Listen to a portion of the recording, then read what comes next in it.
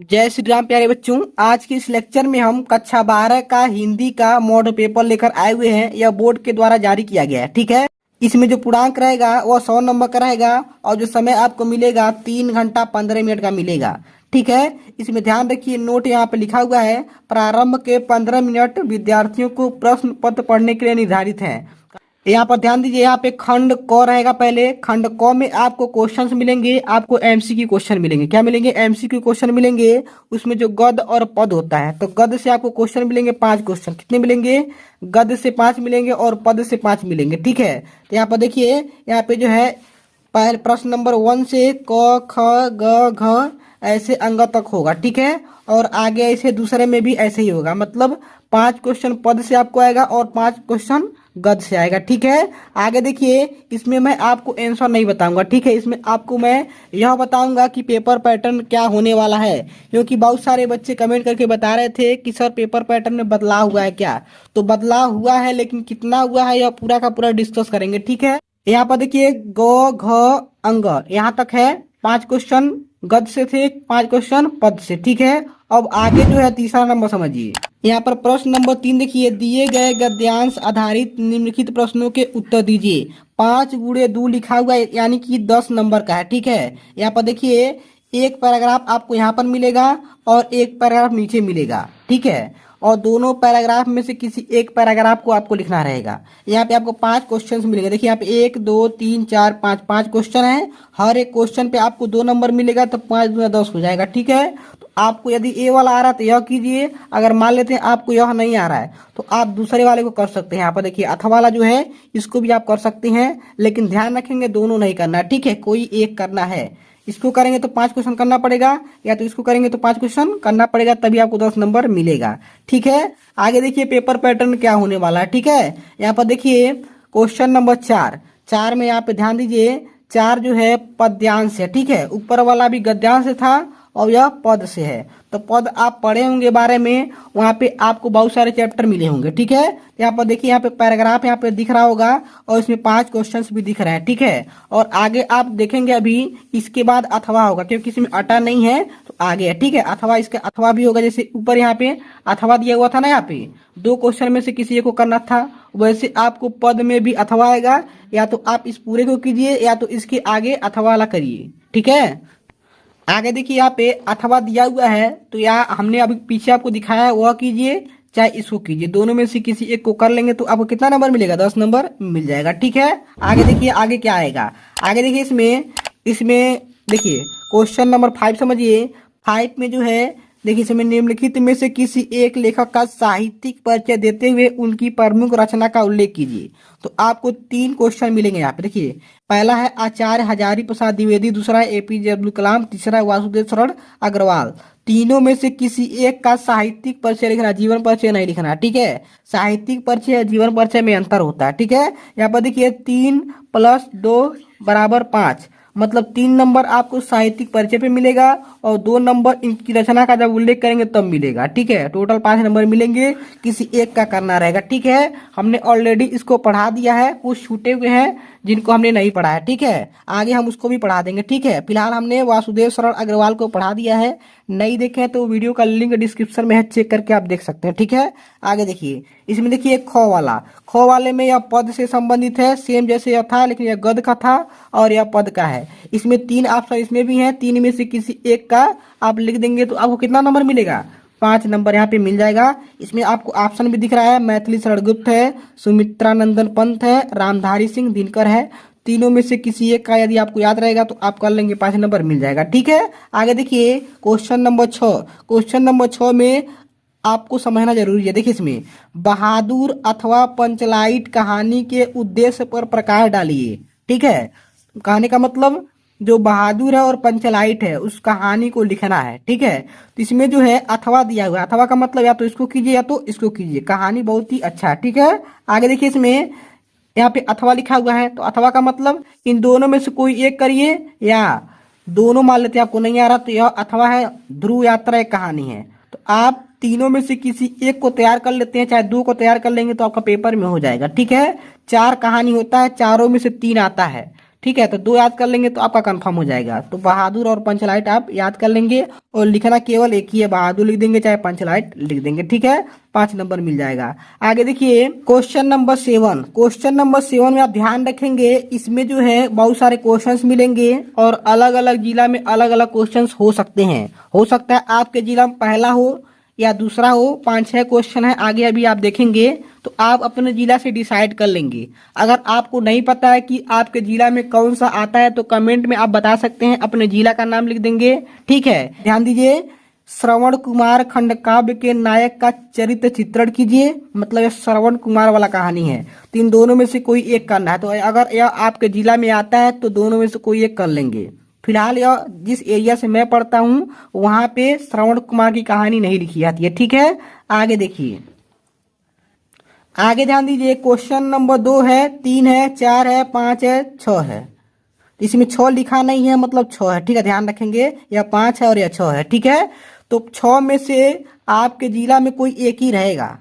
अब कौन सा है आप जानिए, क्योंकि मैं जिस जिले से हूँ उसमें केवल त्यागपति वाला आएगा। क्या आएगा? त्यागपति खंडकाव्य का कथा वस्तु संक्षेप में लिखना रहता है, ठीक है। तो इस जिले में आता है और आपके जिले में हो सकता है अलग अलग हो, तो आप अपना देख लेंगे, लेकिन कोई एक ही करना है, पूरा नहीं करना, ठीक है। तो त्यागपति वाले अगर आप हैं तो त्यागपति कर लेंगे, लेकिन ध्यान रखेंगे इसमें त्यागपति में इसमें जो है अथवा लिखा रहता है। तो अथवा में यहाँ पर देखिए त्यागपति खंडकाव्य की कथा वस्तु संक्षेप में लिखना है, मतलब इसका कहानी लिखना है, ठीक है। या आपको वह याद नहीं है तो आप जो है हर्षवर्धन का चरित्र याद कर सकते हैं, उसको कर सकते हैं। तो हमने दोनों को ऑलरेडी पढ़ा दिया है, नहीं देखे हैं तो लिंक डिस्क्रिप्शन में चेक करके देख सकते हैं, या चैनल का प्लेलिस्ट बना हुआ है आप वहां जा करके देख सकते हैं, ठीक है। आगे देखिए, आगे कौन सा क्वेश्चन आएगा समझिए, ठीक है। यहाँ पर ध्यान दीजिए, आगे देखिए खंड ख यहाँ पे शुरू होता है। खंड ख में जो है यहाँ पे संस्कृत से बहुत सारे क्वेश्चंस मिलेंगे आपको।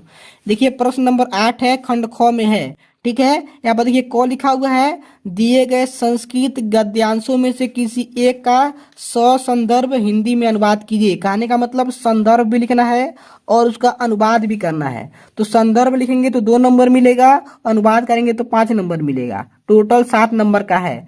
मान लेते हैं आपको संदर्भ नहीं आ रहा है, ठीक है, संदर्भ नहीं लिख पा रहे हैं तो आपका 2 नंबर कट जाएगा, केवल 5 नंबर मिलेगा, ठीक है। वो भी बढ़िया से करेंगे अनुवाद तब मिलेगा। और संस्कृत में अच्छे अच्छे बच्चे मार खा जाते हैं, ठीक है, ध्यान रखेंगे इस बात का। इसमें देखिए दोनों में से किसी एक का लिखना है, यहाँ पे अथवा लिखा हुआ है यहाँ पे, तो या तो इसको कीजिए या तो इसको कीजिए, लेकिन संदर्भ सहित करेंगे तो 7 नंबर मिलेगा, ठीक है। आगे देखिए, इसमें दिए गए पद्यांशों में से किसी एक का ससंदर्भ हिंदी में अनुवाद करना है, ठीक है। तो यह भी 7 नंबर का है। संदर्भ करेंगे तो 2 नंबर मिलेगा और संदर्भ छोड़ देंगे तो केवल 5 नंबर मिलेगा, ठीक है। दोनों में से किसी एक का करना रहेगा, या तो इसको कीजिए या तो इसको कीजिए। आगे देखिए 9 नंबर। 9 नंबर देखिए, इसमें मुहावरा करना है। 4 मुहावरा आपको मिलेंगे, चारों में से किसी एक का क्या है, किसी एक का अर्थ लिखकर वाक्य प्रयोग करना है, ठीक है। वाक्य प्रयोग यदि करना आप नहीं जानते हैं तो कमेंट में बता सकते हैं, इस पे मैं क्लास ले लूंगा, ठीक है। स्पेशल कम से कम 20-30 क्वेश्चन लाऊंगा जो पेपर में लड़ जाएगा, तो कमेंट में आप बताइएगा, ठीक है। चलिए आगे समझते हैं आगे क्या क्या आएगा। आगे देखिए क्वेश्चन नंबर 10। 10 जो है यह किताब से नहीं आता है, यह बाहरी क्वेश्चन आता है, मतलब यह गद्यांश रहेगा, ठीक है। जैसे अंग्रेजी में आता है वैसे हिंदी में आता है। तो इसमें गद्यांश जो आएगा या किताब से नहीं आएगा, बाहरी आएगा। तो बाहरी आएगा तो और अच्छी बात है, क्योंकि इसमें आपको संदर्भ नहीं लिखना होगा। 3 क्वेश्चन आपको मिलेंगे, तीनों में आपको टोटल 5 नंबर मिलेगा। यहाँ पे ध्यान रखिए, पहले क्वेश्चन का आंसर देंगे तो 1 नंबर मिलेगा, दूसरे का 2 नंबर और तीसरे का 2 नंबर, ठीक है। टोटल 5 नंबर का है। तो इसमें भी ऑप्शन आपको मिलेंगे, या तो आप इसको कीजिए, पहला वाला कीजिए, या यहाँ पे अथवा लिखा हुआ है ना साइड में, या तो नीचे वाला यहाँ पे कर सकते हैं, ठीक है। दोनों में से किसी एक को कर लेंगे तो आपको कितना नंबर मिलेगा, 5 नंबर मिल जाएगा, ठीक है। आगे देखिए, यहाँ पर ध्यान दीजिए, 11 नंबर जो है क्वेश्चन जो कह रहा है, निम्नलिखित शब्द युग्मों का सही अर्थ चयन करके लिखिए। इसमें आपको पहला क्वेश्चन है वसन व्यसन, तो इन दोनों का क्या अर्थ है, इसमें से 4 ऑप्शन आपको मिल रहा है, किसी एक पर टिक लगाना है, ठीक है। तो आप जानते रहेंगे तो लगा लेंगे, ठीक है। आगे देखिए दूसरा क्वेश्चन, सेम उसी टाइप का क्वेश्चन है, अम्बुज अम्बुद तो इसमें 4 ऑप्शन इसमें भी दिख रहे हैं। आपको जो समझ में आता है आप उसको लगा लेंगे। 1 नंबर का यह है, 1 नंबर का यह है। ठीक है, कमेंट में बताएंगे तो आंसर सहित पूरा का पूरा बढ़िया से समझा दूंगा। कॉपी ला करके कैसे बोर्ड में आपको लिखना है, बस एक ही काम करना है, कमेंट में आपको बताना है। ठीक है, यहाँ पर आगे ध्यान रखिए, ख लिखा हुआ है, निम्नलिखित शब्दों में से किसी एक शब्द के 2 अर्थ लिखिए।